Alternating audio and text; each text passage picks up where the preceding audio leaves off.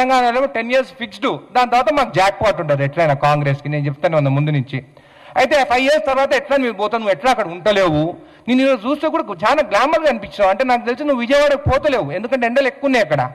ఎండలు ఎక్కుంటే నల్లగా అవుతారు. నువ్వు నల్లగా కాకుండా తెల్లగా ఉన్నావంటే నువ్వు తెలంగాణనే ఉన్నావు. నీ విజయవాడ ఇసిపెట్టుకొని, నీ ఆంధ్రాని ఇసిపెట్టుకొని ఇక్కడికి వచ్చి నేను ఇక్కడ తిరుగుతాను, అక్కడనే న్యాయం చేయలేకపోయినావు.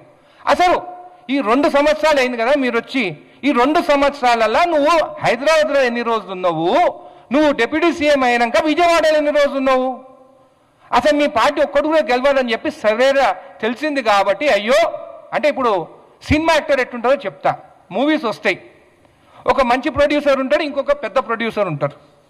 ఇప్పుడు రాజమౌళి సినిమాలు యాక్ట్ చేయాలని అందరికి ఇష్టం ఉంటుంది, అంటే పెద్ద మూవీస్ తీస్తారు. అయితే ఈ ప్రొడ్యూసర్స్ కూడా ఎట్లుంటారంటే ఎవరు ప్యాకేజ్ ఎక్కువిస్తే వాళ్ళ దగ్గరికి పోవాలని ఉంటారు. బహుశా మొన్న అమిత్ షా గారిని కలిసింది దీనికేనేమో, ప్యాకేజ్ మాట్లాడుకొని నేను తెలంగాణకు వస్తానని చిచ్చు పెట్టి కొట్లాటలు పెట్టి కావాలని నరదిష్టి అని కూడా దీనికోసమే మాట్లాడినేమో అని కూడా నాకు డౌట్ వస్తుంది. ఇదే కాకుండా పదే పదే కొండగొట్టుకు పైసలు ఇచ్చినా ఏంది ఇది. మనం తిరుపతికి పోతాం, ఉండీలో పైసలు వేస్తాం, మనం చెప్తామా ఎవరికైనా ఎంత వేస్తాం అనేది చెప్తామా మనము. అంటే నువ్వు ఆఖరికి దేవుణ్ణి కూడా వాడుకుంటున్నావు నువ్వు. ఏంది ఇది. తిరుమల వెంకటేశ్వర స్వామి పైసలు ఒకసారి ఉండి లేచిన తర్వాత అవి నీవి కావు, నావు కావు, ఎవరి కావు. అది వెంకటేశ్వర స్వామి. వెంకటేశ్వర స్వామి తన భక్తుడు ఆంజనేయ స్వామి కట్టించుకుంటున్న గుడి కొండగట్టు స్వామి గుడికి. అట్లాంటిది కూడా దేవుణ్ణి అయినా కానీ నాకు ఈరోజు ఒకటి అర్థం కాలే, పదే ఇంగ్లీష్లో మాట్లాడుతాడు. ఎవరి కోసం మాట్లాడుతున్నాడు, అమిత్ షా వినాలనా? అదే దిస్ అని మాట్లాడుతున్నాడు. ఏంది నువ్వు మాట్లాడేది, తెలుగులో మాట్లాడు, తెలంగాణలో మాట్లాడు. కావాలని మధ్యలో ఇంగ్లీష్ తీసుకొచ్చా. National media I will address again later. అంటే నువ్వు ఎవరిని ఇంప్రెస్ చేయాలనుకుంటున్నావు? ఒకటి అమిత్ షాని, ఇక్కడ ఉన్న కేసీఆర్ని.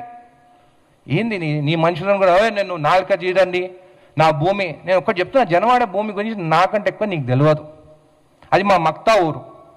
గండిపేట డ్యామ్ కడితే మా భూములే మునిగిపోయినదంట. నిజాం దానికి మాకు 60,000 రూపాయలు ఇచ్చిండు, బాండ్స్ కూడా ఇచ్చాడు. ఒక చెరువు అనేది ఉంటే నువ్వు చెరువులా నువ్వు ఏమి కట్టొద్దు చేయొద్దు, దాంట్లోకి ఎవరైనా పోవచ్చు. చెరువు ఉంటే పట్టాశిఖం ఉంటే కూడా, పవన్ కళ్యాణ్ నీకు తెలుసో తెలియదో, పట్టాశిఖం ఉంటే కూడా చెరువు అది ఒక పంట వేసుకోవచ్చు, దాంట్లోకి గ్రామస్తులు పోవచ్చు, ఈత కొట్టుకోవచ్చు, చేపలు పెంచుకోవచ్చు, మా ముదిరాజ్ బిడ్డ చేపలు కూడా పెంచుకోవచ్చు. నీకు తెలుసో తెలియదో ట్రెస్ పాసింగ్ కేసు పెడతా అంటున్నావా? అంటే ఒక జర్నలిస్టులు పోయినారు. నేను నిన్న టీవీలో చూస్తాను, పోయింది జర్నలిస్టు కూడా నువ్వు స్వేచ్ఛ లేకుండా ఈరోజు మాట్లాడతావా? నువ్వు ఎట్లా వస్తావు ట్రెస్ పాసింగ్ అంటే? మేము జర్నలిస్ట్ మీరు కూడా నన్ను అడుగుతారు. అంటే మీరు పోయి ఏదైనా వీడియోలు తీయాలంటే మీ పైన కేసులు పెడతారు. మళ్ళీ పాకిస్తాన్ అని మాట్లాడుతున్నావు. అంటే నువ్వు ఏం మాట్లాడాలనుకుంటున్నావు? మళ్ళీ ఎంఐఎం గురించి మాట్లాడినావు. నువ్వు ఏమి రెచ్చగొట్టాలనుకుంటావో నాకు అర్థమైతలేదు. నరదిష్టి అనే తెలంగాణ వారికి క్షమాపణ చెప్తావు అనుకున్నాను నేను ఈరోజు. అసలు నేను ఎవరి ప్రెస్ మీట్ నేను వినను. ఈరోజు నువ్వు మాకు క్షమాపణ చెప్తావని చూస్తే నువ్వు రెచ్చగొట్టి, మీ వాళ్ళకు కూడా రెచ్చగొట్టి కొట్లాటే దారి తీసుకొచ్చేటట్టు నువ్వు మాట్లాడుతున్నావు. అంటే నీ సంస్కారం ఇదేనా అని చెప్పి నేను అడుగుతున్నాను. సరే, మరి 12 ఏళ్ళు ఎక్కడ పోయినావు? ప్రజారాజ్యం పార్టీ పోయినప్పుడు విలీనం కాంగ్రెస్ పార్టీతోనే అయింది. నువ్వు ఎక్కడ పోయినావు? దాని తర్వాత ఎక్కడ పోయినావు? మల్కాజ్గిరి నిలబడదాం అనుకున్నా అన్నావు, మరి ఎందుకు నిలబడలేదు? మొత్తం అన్నీ ఓడిపోయినారు. మీ వాళ్ళు అంటున్నారు అనిరుద్ధ్ రెడ్డికి నీకు అర్హత లేదు, పవన్ కళ్యాణ్ మీద మాట్లాడితే ఇంకో అని. నేను ఒకటే అడుగుతున్నాను, నేను ఫస్ట్ టైం నిలబడ్డా, జడ్చల ప్రజలు నన్ను గెలిపించిండు. నువ్వు ఫస్ట్ టైం 2 ప్లేస్లు నిలబడితే నువ్వు ఎందుకు ఓడిపోయినావు? నీకన్నా ఎక్కువ అర్హత నాకున్నట్టే కదా. ఇంకోసారి మాత్రము నువ్వు ఇష్టం వచ్చినట్టు మాట్లాడి తిరుగు, నీ ఇష్టం ఉన్న దగ్గర తిరుక్కో. ఎవరొద్దంటూ గుజరాత్ పార్టీ పెట్టుకో, మహారాష్ట్రలో పెట్టుకో. గుజరాత్ అంటే నీకు అమిత్ షాని మోడీని చూస్తే భయమేమో నీకు, లేకుంటే ఏం ప్యాకేజ్ మాట్లాడుకున్నావు? ఇంతకుముందు చెప్పినట్టు ప్రొడ్యూసర్లు ఎవరు పెద్ద ప్యాకేజ్ ఇస్తే వాళ్ళ దగ్గర పోతాం. నా దగ్గర అయితే అంత ప్యాకేజ్ లేదు, నేను తీసుకొని నా కోసం తిప్పించుకునేదానికి జడ్చలలా. నాకు బహుశా తెలిసి జగన్ గారు ఏమైనా ఎక్కువ ప్యాకేజ్ ఇస్తే కూడా అటు కూడా పోవచ్చు. కాబట్టి ఇంకోసారి తెలంగాణ మీద మాట్లాడేటప్పుడు, పిచ్చి మాట్లాడేటప్పుడు జాగ్రత్త, నోరు జాగ్రత్త అని చెప్తాను. 2 సినిమాలు ఎత్తిపోయినాయి. నువ్వు డిప్రెషన్లో ఉన్నావని నాకు తెలుసు. ఆ ఓజీ మూవీ ఎత్తిపోయే, ఉస్తాద్ భగత్ సింగ్ ఎత్తిపోయే.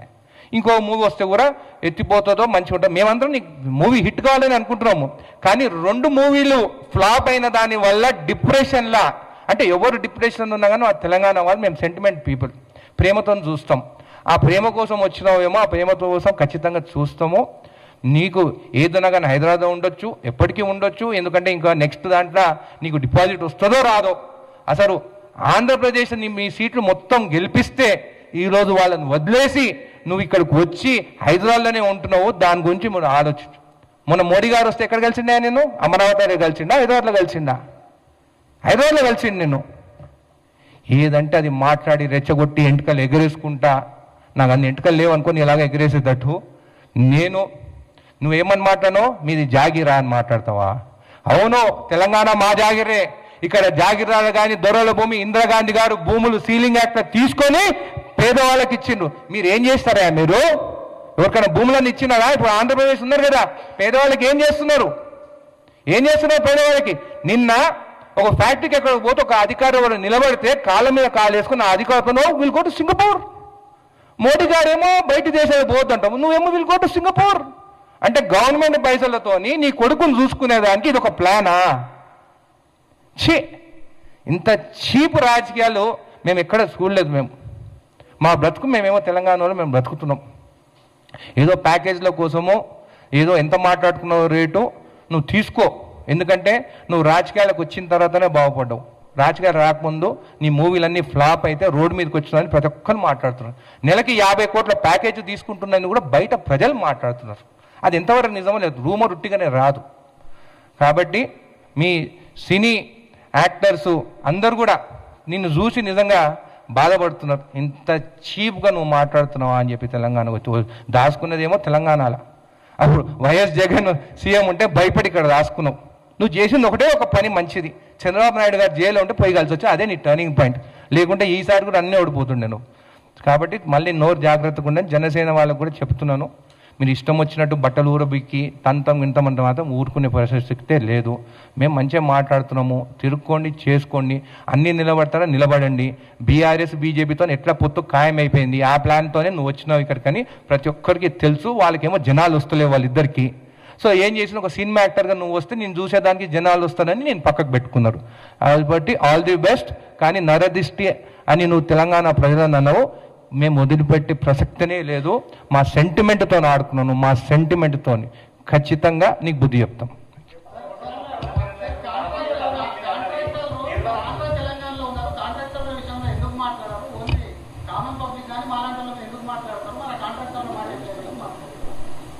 మేము స్టార్టింగ్ నుంచి కూడా నేను కూడా చెప్పినాను ముందు కూడా, మేము కూడా స్టార్టింగ్ పవన్ కళ్యాణ్తో ఇక్కడ విభేదాలు దేనికి వచ్చినాయి, నరదిష్టి అన్నాడని విభేదాలు వచ్చాయి. లేకుంటే ఆయన గురించి మేము మాట్లాడు ఇంతకుముందే చెప్పినాను కదా నేను.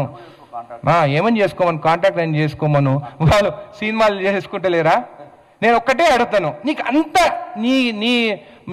మీ ఫ్యాన్స్ పైన నీకు అంత అది ఉంది కదా, నీకు ప్రేమ ఉంది కదా, నీవు వచ్చిన సినిమా 2 రోజు ఫ్రీ టికెట్స్ ఎందుకు ఊరికే రేట్లు పెంచమని చెప్పి మనం అడుక్కుంటున్నారు? ఎందుకు రేట్లు పెంచమంటున్నారు? ఎవరిపైన పడుతుంది ఆ భారం? ఫ్రీగా 2 days పవన్ కళ్యాణ్ అయితే నీ వచ్చే మూవీ ఏది వస్తుందో నీ జనసైనికుల కోసము నీ ఫ్యాన్స్ కోసం 2 రోజులు ఆంధ్ర తెలంగాణలో టికెట్ లేకుండా ఫ్రీగా వాళ్ళకి సినిమాలు చూపి, వీళ్ళకి పబ్లిక్ ఎంత వచ్చినా కొద్దీ వీళ్ళకి ఆందాన్ని ఎక్కువ. దానికోసమే వాళ్ళు అది చూపించారు. అదే మా దగ్గర ఇంత మంది ఉన్నారని చెప్పేసి అక్కడ మళ్ళీ అమిత్ షా కొని చూస్తే మళ్ళీ ప్యాకేజ్ పెడుతుంది. లేకుంటే కేసీఆర్ ఇస్తాడేమో పెద్ద ప్యాకేజ్ దానికన్నా. లేకుంటే మళ్ళీ జగన్ కూడా మాట్లాడుకోవచ్చు. నాకు అది కూడా డౌట్ ఉంది. చూద్దాం. ఇంకా నేను ఈరోజు చెప్తున్నాను కదా, బీఆర్ఎస్ బీజేపీ దాని తర్వాత జనసేన ముగ్గురు పొత్తుతోనే వచ్చే ఎలక్షన్లు వస్తున్నారు. ఈరోజు నేను మాట్లాడుతున్నాను, ఈరోజు గాంధీ భవన్లో మీ ముందు మాట్లాడుతున్నాను. రాసి పెట్టుకుని వాళ్ళలాగా అబద్ధాలు మాట్లాడటం కాదు.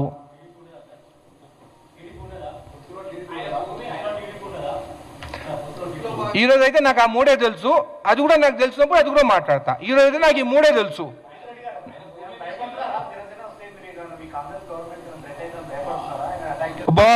బాబా అంత తడిచిపోతున్నాం. మేము మాట్లాడేది ఇదేంటి సెంటిమెంట్ గురించి మాట్లాడి నువ్వు తిడుకో అని చెప్తుంటేనేమో భయపడుతున్నాడు. నిలబడమని చెప్పు రాదు. అదే నేను ఒకటి అడుగుతున్నా, పవన్ కళ్యాణ్ గారు నెక్స్ట్ ఎలక్షన్లో ఆయన చెప్పమని చెప్పు, ఆంధ్రాలో నిలబడతాడా తెలంగాణలో నిలబడతాడా? తెలంగాణలో అయితే నేను చెప్తున్నా, జడ్చలో నిలబడతారా చూసుకుందాం. మరి నిలబడకుండా ఎందుకు వచ్చిండే? పార్టీ అంటే ఎవరు నిలబడతారు? మళ్ళా ఎవరు?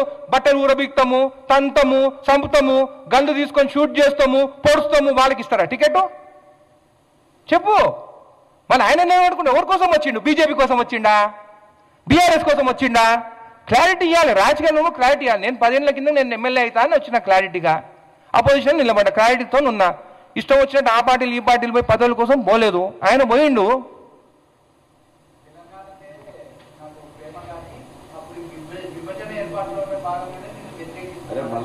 మళ్ళీ అదే అంటారు తెలంగాణ ప్రేమ ఉంటే మరి నరదిష్టి ఎందుకు మాట్లాడి నువ్వు? ఎక్కడొచ్చింది ఇష్యూ?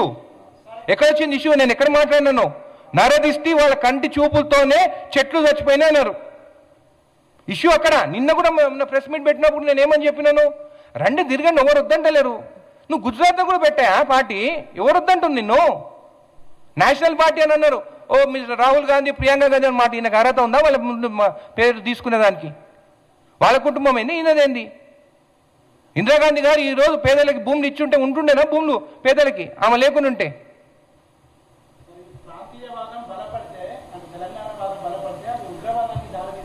అబ్బా, అంటే మేము తెలంగాణ కావాలని నడితే మేము ఉగ్రవాదులమా?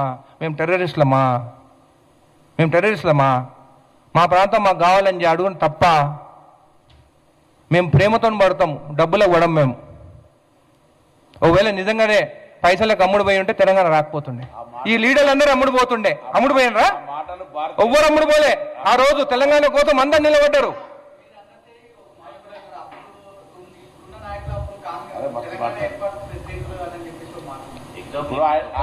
ఇప్పుడు ఆయన మాట్లాడినట్టుగా మాటలు అవన్నీ భారతీయ జనతా పార్టీకి మాట్లాడించిన మాటలుగానే భావిస్తారు. ఎందుకంటే ఇప్పుడు సిద్ధార్థం అడుగుతుంది కదా, మేము జాతీయ పార్టీ కాంగ్రెస్ పార్టీ కార్యకర్తలం. ఫస్ట్ మాకు జాతీయ భావము జాతీయ తత్వము మాకు ఓటు నేర్పేది కాదు. మేము స్వతంత్రం కోసం పోరాడిన పార్టీ వారసులం. ఈ దేశం కోసం ప్రాణాలు అర్పించినటువంటి పార్టీ కార్యకర్తలం. మేము ఆర్టిస్టులకు మేము చాలా గౌరవిస్తాం. ఆర్టిస్టులు అంటే కూడా చాలా ఆర్టిస్టులు ఎవరో మళ్ళీ దీన్ని respect utmost respect on artist.